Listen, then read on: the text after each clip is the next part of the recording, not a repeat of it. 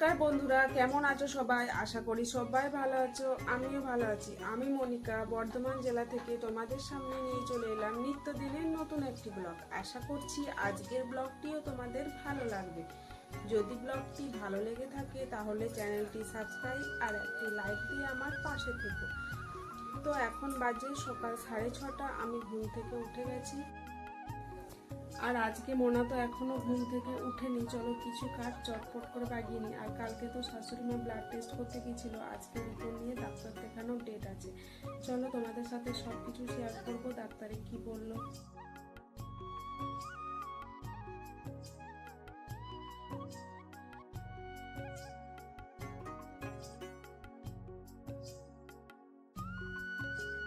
তো বন্ধুরা, এখন আমি পুরো ঘরটা ঝাড় দিয়ে নেবো। আর মোনার খাবার তৈরি করে রেখে দিয়েছি সকালে খাওয়ার জন্য। মোনার জন্য আজকে চিড়ে সেদ্ধ করেছি, ওটাই খেজুর আর কলা পাকা দিয়ে দেবো। খাবারটা আগে তৈরি করে নিয়েছি, কেন বলো তো, মোনা যদি ঘুম থেকে উঠে যায় তাহলে ওকে ফ্রেশ করে খাওয়াতে পাবো না। হলে আবার ঘরের কাছে রাখলে খাবারটা তৈরি করতে দেরি হয়ে গেলে ওর খিদে পেলে খাওয়াতে পাবো না।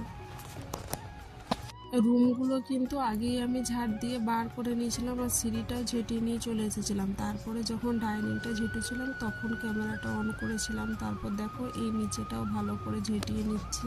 এখানে তো গাড়িটা রাখা থাকে, ওই জন্য ভালো করে তো ঝেঁটুতে পারি না। তবে আজকে তো দেখাতে যাবে বলে গাড়িটা দাদা বের করেছে, ওই জন্য দেখো জুতোগুলো সরিয়ে পড়ে ভালো করে ওখানটার যে ধুলোগুলো বালিগুলো ঢুকে গেছিলো সেগুলো এখান থেকে বার করে ঝেঁটিয়ে ফেলে দেবো।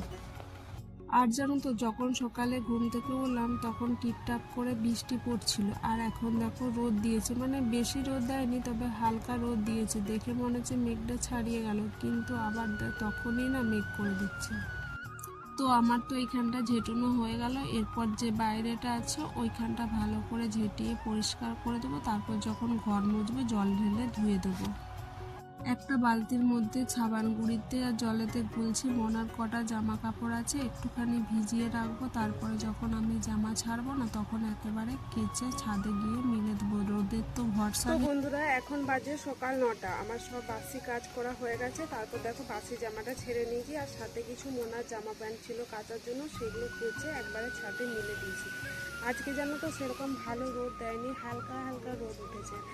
আর ওদিকে শাশুড়ি মা ডাক্তার দেখাতে চলে গেছেন। আজকে শ্বশুরমশাই বাড়িতে আছেন, শ্বশুরমশাই নিয়ে যায়নি, দাদা নিয়ে গেছে ডাক্তারে কি বলবে ওই জন্য। তো আজকে এখন রান্না চাপাইনি, এরপর রান্না চাপাবো। শুধু উচ্ছেটা কড়াই দিয়ে এসেছি ভাজতে, যতটুকু হয় যেরপর দেখবো হয়েছে কিনা। আর কালকে তো বাড়িতে কেউ ছিল না, তাই তাড়াতাড়ি রান্নাটা চাপিয়ে দিয়েছিলাম। কিন্তু আজকে তো বাড়িতে শ্বশুরমশাই আছেন, তাই ভাবলাম আস্তে আস্তে হবে। চলো তাহলে নিচে যাই, দেখি। এই দেখো কড়াইয়ে করলাটা ভাজতে চাপিয়ে দিয়ে পরে আমি ছাদে গেছিলাম। এসে তো দেখি ভাজা হয় নাই, তবে হালকা হালকা সেদ্ধ হয়েছে। আর এইদিকে দেখো সবজি কাটা হয়ে গেছে, বটবটি বেগুন আলু দিয়ে তরকারি, ঘি করলা ভাজা, আলু ভাতের জন্য আলু, আর এটা তো মোনা তরকারি হবে সব কিছু দিয়ে। আর আজকে মুড়ি খাওয়ার জন্য বেগুনি হয়েছে, দেখো বেগুন দিয়ে বেগুনিটা করা হয়েছে। মোনার জন্য দুটো আলাদা করে তুলে রেখেছিলাম ঝাল ছাড়া। বাসি কাজ করে সকালেই আমি যেহেতু স্নান করে কাপড় ছেড়ে নিয়েছি, ওই জন্য ভাবলাম মোনাকে পুজোর প্রসাদটার ফুলটা একটু মাথায় ঠেকিয়ে দিই। কালকে তো দিদি আরে ক্ষেত্রপালে পুজো করাতে গেছিল, দাদার হাত দিয়ে প্রসাদ দিয়ে পাঠিয়েছে, ওটাই মা পিটিতে নিয়ে নিচ্ছি। তারপর চলে এলাম মুড়ি বাড়তে। আর আজকে আমার যত না মুড়ি খাওয়ার তারা, আমার থেকে মোনার বেশি তারা। মোনা খালি আমার পেছন পেছন ঘুরছে আর বলছে মা মুড়ি খাবো। ওকে তো সকালে খাবার খাইয়ে দিয়েছি, কিন্তু ও তো প্রতিদিনই আমার সাথে দুটি করে মুড়ি খায়, কিন্তু আজকে ও আগেই বলছে খালি মা মুড়ি খাবো। মুড়ি খাবে কখন তুমি? আমি থালায় করে মুড়ি নিয়ে নিলাম আর ওকে দেখো একটা বাটির মধ্যে মুড়ি আর একটা বেগনি দিয়েছিলাম। ও কিন্তু বললো মা মুড়িটাতে আমাকে জল ঢেলে দাও, ঝোল করে খাবো। ওই জন্য আমি ওর মুড়িটাতে জল ঢেলে মাখিয়ে দিলাম। তারপর আমি রান্নাঘরে একটু কাজ ছিল, মানে করলাটা ভাজতে দিয়েছিলাম, ওটাই নামিয়ে রেখে দিলাম। তারপরে এসে মুড়ি খেতে বসেছিলাম। আজকে আর চেয়ারে বসে নেই, ভাবলাম মোনার সাথে নিচেতেই বসে, না হলে ও তো কিছুক্ষণ পর বলবে আবার মা আমি তোমার কলে উঠে খাবো, আর কলে নিয়ে খেতে তো খুবই অসুবিধা হবে।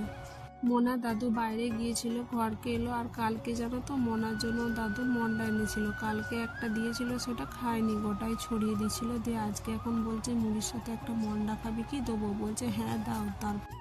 ওই জন্য দাদু দেখো ফ্রিজ থেকে একটা মন্ডা বার করে মোনাকে দিল, কিন্তু জানো তো মন্ডাটা একটুকুনও খায়নি, পুরো মন্ডাটা গোটা ঘর ছড়িয়ে দিয়েছিল। মানে আমার কাজ আরও বেড়ে গেছিলো, মিষ্টি জিনিস পড়ে থাকলে পিমড়ি ধরবে খুঁজে খুঁজে আর কুড়িয়ে কুড়িয়ে পুরো ঘর মুছতে হয়েছিল।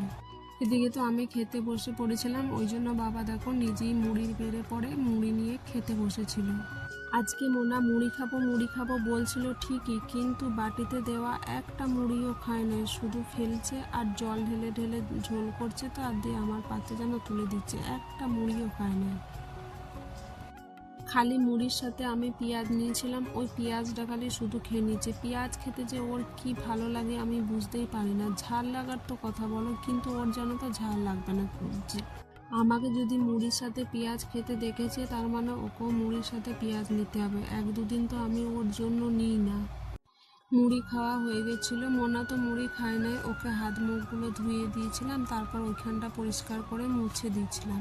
আর যেন তো সকালে ছাদে কেচেছিলাম, মিলে রেখেছিলাম, টিপটাপ জল পড়ছিল, যেটুকু শুকিয়েছে যদি জল পড়ে ভিজে যাবে, ওই জন্য দৌড়ে দৌড়ে গিয়ে আগে যেগুলো শুকিয়েছিল সেগুলো নিয়ে চলে এলাম, আর যেগুলো ভিজেছিল সেগুলো সিঁড়ির ওদিকে পার করে রেখে দিয়েছি।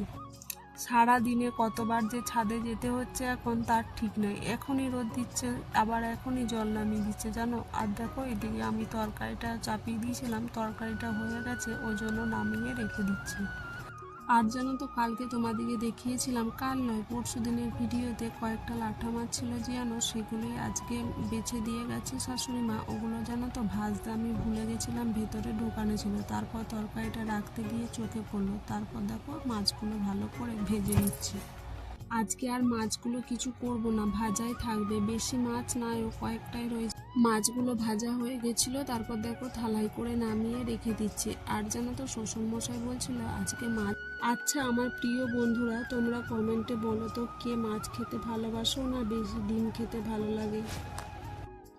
ডিমটা ভাজা হয়ে গেলে ডিমটা তুলে রেখে দেবো। তারপর জানো তো আজকে শুধু আর ডালটা সুন্দরতে আছে, ডালটা কিন্তু সেদ্ধ করা হয়ে গেছে, আগেই আমি ডালটা ধুয়ে প্রেসার কুকারে করে সেদ্ধ করতে দিয়েছিলাম, এরপর শুধু মশলা দিয়ে সুন্দরে নেব। রান্না বান্না তো আমার কমপ্লিট, ভাতটাও হয়ে গেছিলো, ফ্যান ঝরিয়ে নিয়েছি, তারপর ঢুকিয়ে নিয়েছি, তারপর জানো তো জল ধরতে বাকি ছিল, জলটাও ধরে নিলাম, কারণ কি বলো তো মেঘ করেছিল, যদি কারেন্ট চলে যায় তাহলে আবার জলটা ধরা হবে না, ওই জন্য আগে জলটা ধরে নিয়েছি। আর রান্নার সব বাসন মাজাও হয়ে গেছে, শুধু কড়াইটা মাজতেই বাকি ছিল, ওটাই মেজে নিলাম।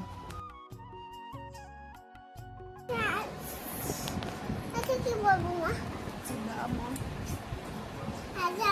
টুইঙ্কেল তুই হাতি মাটির তিনটা মাটির দুটো পারে দেখো ভালো করে বলো। আচ্ছা twinkle twinkle little how I wonder like you wanna এভাবে also high I get diamond in the sky. তো বন্ধুরা এখন বাজে 12টা, আমার রান্না বান্না মাজা ধোয়া সব কাজ কমপ্লিট হয়ে গেছে।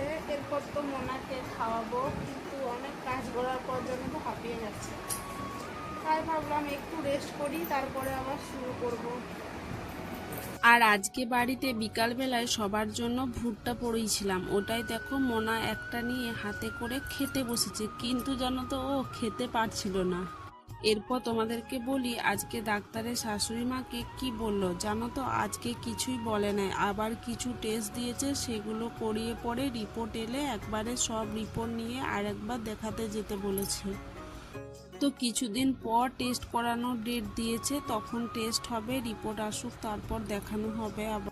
আর মনাকে দেখে বুঝতে পারছো মনা খেতে না পেলেও জিনিসটা হাতে পেয়ে কতটা খুশি হয়েছে, আসলে নতুন জিনিস পেয়েছে তো ওই জন্য বেশি খুশি হয়ে গেছে।